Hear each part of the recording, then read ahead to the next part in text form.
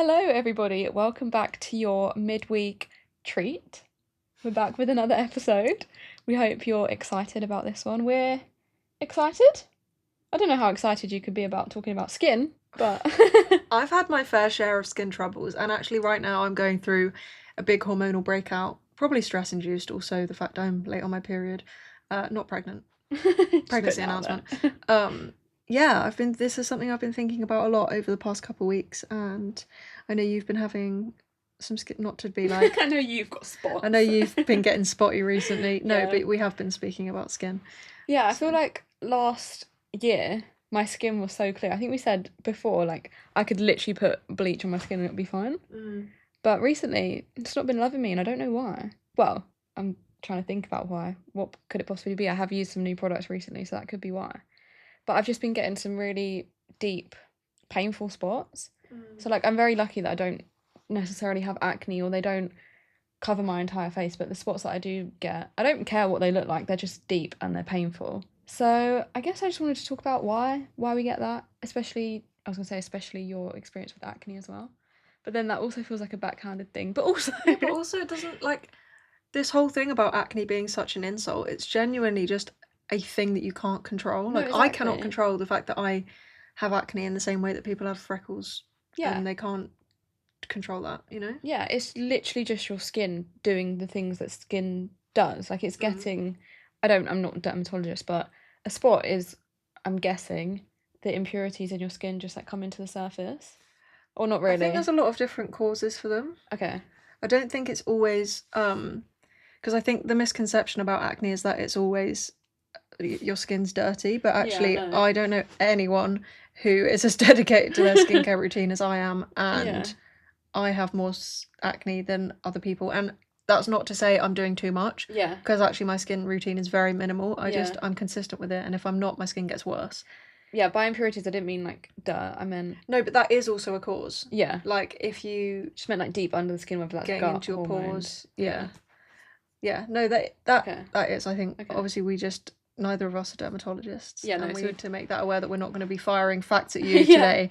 Don't take anything we say too literally. No, we're just going to be talking more about our experience and the feelings behind it, and also how the internet has made skincare so bloody overwhelming and confusing. Yeah, I think that's one of the worst things. But before we jump into that, should we just start with feelings, experiences, emotions? Yes. What's your skin journey? Well, I have had some level of acne since I was probably about 10 years old. And I did kind of go through puberty early-ish. Yeah. Which is probably why I started getting spots. And, I mean, I get a lot of comments online, like, your skin's so clear. Honestly, it's makeup. Oh, sorry, I'm going to interject there, because I feel the same. Like, when I see you in real life, I'm like, I cannot see the spots or see the things that you see, and I think that's one, it is makeup. Like, if you wear makeup, obviously that's going to cover it up, but two, you are the only person that sees your skin like you do you know what I mean? Like, I'm not going to go up to you 2 centimeters away from your face. I just hit the microphone, sorry. 2 centimeters away from your face. That was a really good visual demonstration there, by the way. And be like zooming in onto your skin and going, oh, there's a spot there. I'm always going to see you from a little bit of a distance, always going to not be looking around at your face. Like, I'm going to be looking into your eyes when I talk to you. So I'm never going to focus on your skin. So yeah, it can be makeup, but also no one sees you like you see. No one sees you like you look at yourself when you look in the mirror, in a zoomed mirror. Do you know what I mean? No one's zooming into your face in real life. So yeah, I don't know where I'm going with this, but you know what I mean. No, but it is so true. I mean, I do feel like, to a level, I probably have some form of, like, not skin dysmorphia, but I'm always way more focused on my skin than other people would be. Yeah. I think I have a lot of redness and a lot of scarring and active spots, which means that there's just a lot of bits of my skin that are just red. Yeah. And if you see me without makeup on, it might not be that obvious to you, but I can feel it and see it. Like, I have discoloration around my nose, around my, like, chin. Yeah. And when people are like, your skin's so clear, honestly, it's just makeup. And a lot of the time, people online, when you're seeing their skin, you're like, it's so clear. There are some people that have genuine, like, I don't know, glass skin. But there's also a lot of people who it's just makeup. Or a filter. Or a filter, yeah. Or they're just going to only post the photos where you can't see the spot. Like, there are probably times where I'll post I'll be feeling a bit self-conscious about my skin, and I'll put my hand on my face and cover where my spots are. Yeah. And I see other people doing that all the time, and I don't do it because I'm like, you know, I always try and keep it real online, but there are some days where it's like You're just not feeling you're it. just not feeling yourself, Yeah. and that's okay. But I also do think that the internet has made it so much worse, because when you actually go out and about and you look at, if everyone walked around without makeup on, the amount of people that you would see with skin quote unquote imperfections, Yeah. acne, scarring, hyperpigmentation, all of Yeah. that, like there would be so many. But because we all feel the need to present this perfectly polished version of ourselves all the time, you just don't see it. And then when you wake up and you look at yourself in the mirror, you think everyone else is waking up how they look on Instagram, and they're not. No. It's easier said than done as well to remember that, I think, because we are just not exposed to it. And we constantly think that we need to be improving and doing more and putting more on our skin to change it and change it and change it. And honestly, sometimes that makes it worse. So much worse. I Yeah. mean, the damage I did to my skin through like overdoing it. Yeah. Yeah. Through just putting acids and retinoids and actives on my skin. I damaged my skin so much. So in like 2020, my skin was probably the worst it's ever been. Yeah. And I was a healthy weight because I'd just come out of hospital, but I was still very mentally deep in my eating disorder. And my eating disorder actually really affected my skin. My acne got so much worse when I was restricting. I was having a lot of like meal replacement drinks. Yeah. And I don't know if it was to do with like the hormones in them or whatever. Hormones in them? I'm starting to sound a bit weird here. They're like, just whatever was stuff, in yeah. them. Obviously your body's going to prefer actual food. Yeah.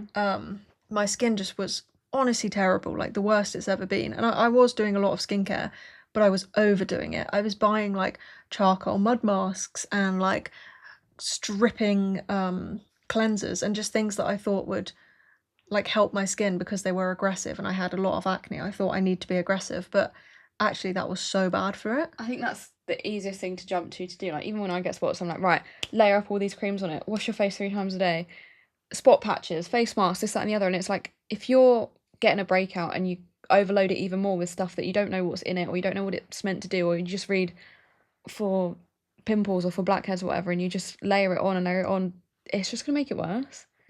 Because you're just either stripping off all of like your skin's natural healing stuff, or your skin's not used to all of this stuff at once, so it's going to break out even more because it doesn't know what the hell you're putting on it. Yeah, you're just going to stress your skin out, and that's exactly what I did. I literally ruined my skin barrier. My acne was just getting worse and worse, and I thought, let me put more on it. Yeah, and then I would buy a new product. I spent so much money buying products all the time to try and find something that would work.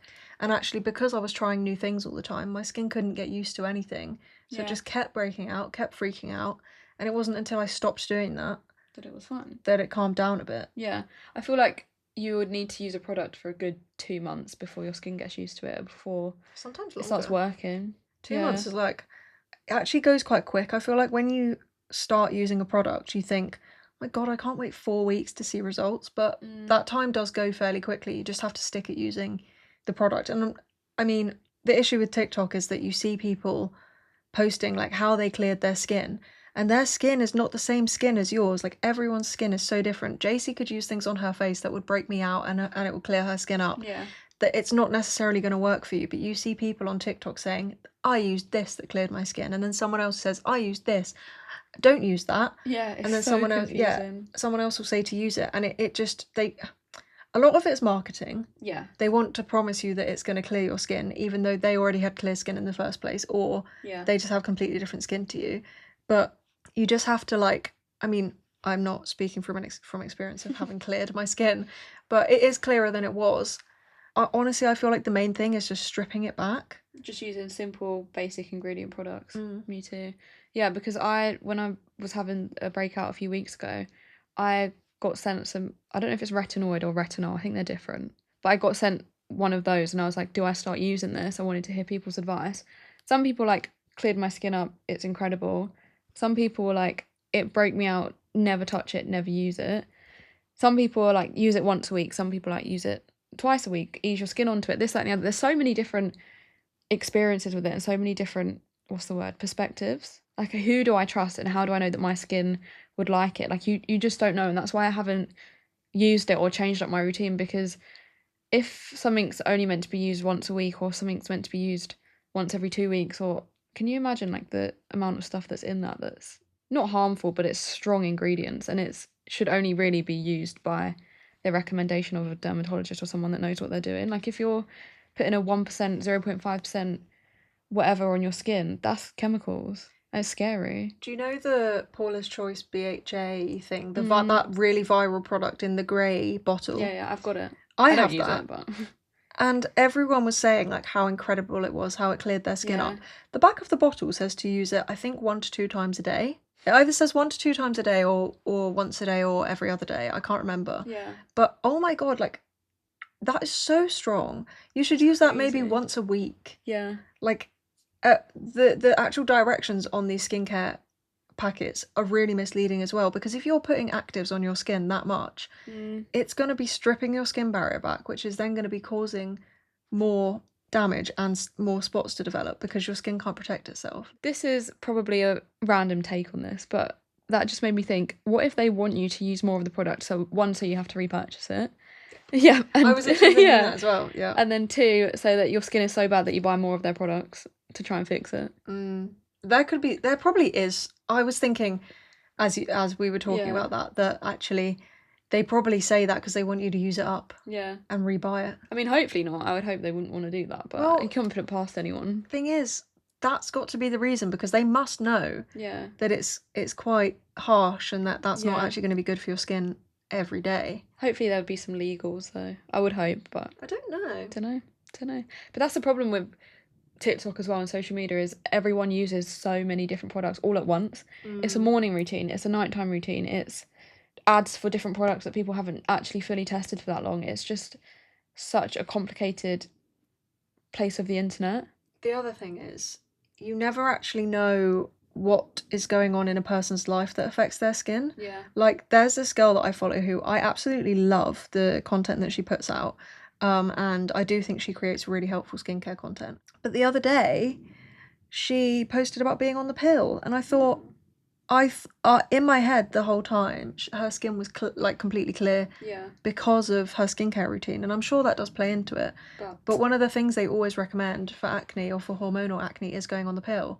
And I've always avoided going on the pill because I was like, I just don't want to risk it. Yeah. But then I suddenly thought, wow, like you're someone that people buy products off you and people look to you for skincare advice, and actually you've got this massive hormonal change in your system that's coming from a tablet that might be the reason your skin is clear, and people are thinking it's because of your skincare recommendations. And I'm not saying it's not, but I just thought it's just one of those moments where I was like, you actually have no idea. Yeah. You have to take everything with a pinch of salt. Absolutely everything. And do your own research. Go and see a doctor. But also, doing your own research is so overwhelming. Yeah, it is long. When There's too many things out there. Trying to find out what's the best cleanser, what's the best moisturiser, and it's all like sponsored. Yeah. And you can never actually find out. Honestly, from someone whose skin is clearer than it used to be, and I still get hormonal acne, the only thing that's really helped me with hormonal acne is, I think I've said before, but spearmint tea and eating more fruit and veg. Yeah. And getting good sleep. From someone whose acne is clearer than it used to be, I don't wash my face in the morning. I just put moisturiser on and then I put SPF on. Interesting. Because washing your face strips your skin of its oils, and you actually do need oils in your skin, even if you have oily skin. Yeah. And in the evening, I either use azelaic acid or a retinoid that the doctor prescribed me, and I use moisturiser. I also cleanse. Yeah. But I literally have a 2-step routine in the morning and a 3-step routine at night. Yeah. You don't. Well, I was about to say you don't need all of these steps, but obviously you do you. I'm not here to tell you what to do. But from my point of view, you don't need more than that. Yeah, I think TikTok makes it overwhelming and makes it feel like you need to be doing a 10-step skincare routine. Yeah. And if you enjoy that and that's self-care for you, then fine. I mean, if that makes you feel good, why not? Yeah. But if you're someone who's struggling with their skin and you don't know why, and you're putting on 20 products every night and 4 of them are actives, you're just overdoing it. Yeah. I mean, I've got some statistics here, guys. We've come prepared today. She says, as she can't find them, but here we go. So, up to 60 to 70% of women report having sensitive or reactive skin, much of which is self-induced by an overuse of products. I believe that. Me too. I mean, I know it's a fact, but that's very easy to believe. And about 40% of skincare users apply 5 or more products daily. Wow. I mean, you use 5. Yeah, I do. But then 25 to 30% of that 40%, I know there's a lot of maths going on here. So what's that? So 4 in 10 use over 5, and then 3 out of those 4, so 3 in 10 people report side effects like irritation, breakouts, or increased sensitivity, which is linked to product overload. Yeah. Or incompatible ingredients. I didn't think about that, because if you're using 5 different things, something might react with something in something else. Yeah. Which you wouldn't even know about. Well, yeah, because it's like you can't get your whole skincare routine from one brand, so they're not going to be made to. Yeah. Well, you can get it from one brand, but I feel like that's the other stressful thing is you might have a good brand for one thing. Like, say, I don't know, take this as a complete example. I don't actually currently use CeraVe. Yeah. But CeraVe, their cleanser might be really good, but their moisturizer might be terrible. Yeah.